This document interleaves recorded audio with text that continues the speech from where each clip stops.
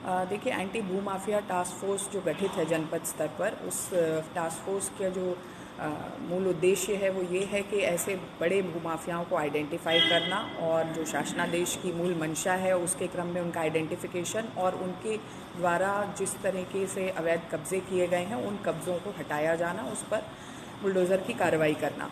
उसी क्रम में जनपद में निरंतर ये कार्रवाइयाँ चल रही हैं और कल बैठक जो आयोजित हुई थी उसमें हम लोगों ने 3 मुख्य इस तरीके के भूमाफिया चिन्हित किए जो जनपद में जिनका प्रभाव रहा है, कुप्रभाव रहा है और उन लोगों ने अवैध कब्जे भी किए हैं। उसमें एक बिकरू हत्याकांड से संबंधित भी एक गैंग है जिस पर गैंगस्टर की कार्रवाई ऑलरेडी प्रचलित है और उनके द्वारा रेलवे की ज़मीन पर कब्जा करने की शिकायत भी प्राप्त हुई थी जिसको जांच करवाया गया और उसमें उनके विरुद्ध में तथ्य निकल के आए हैं। इसके क्रम में हम लोगों ने उनको भूमाफिया के रूप में चिन्हित किया। एक और कार्रवाई जो आप देख रहे हैं, बिनगवा में कुछ लोगों को फर्जी रजिस्ट्री करने का मामला था। ऐसे डेवलपर्स के विरुद्ध भी कल भूमाफिया चिन्हीकरण उनका किया गया है। एक और प्रकरण है, एसटीएफ में एक तैनात जवान हैं, उनके विरुद्ध में श्रम विभाग की शिकायत आई थी, तो उसमें कार्रवाई अभी प्रचलित है। तथ्य जो पुलिस की तरफ से आएंगे उस पर हम लोग आगे कार्रवाई करेंगे।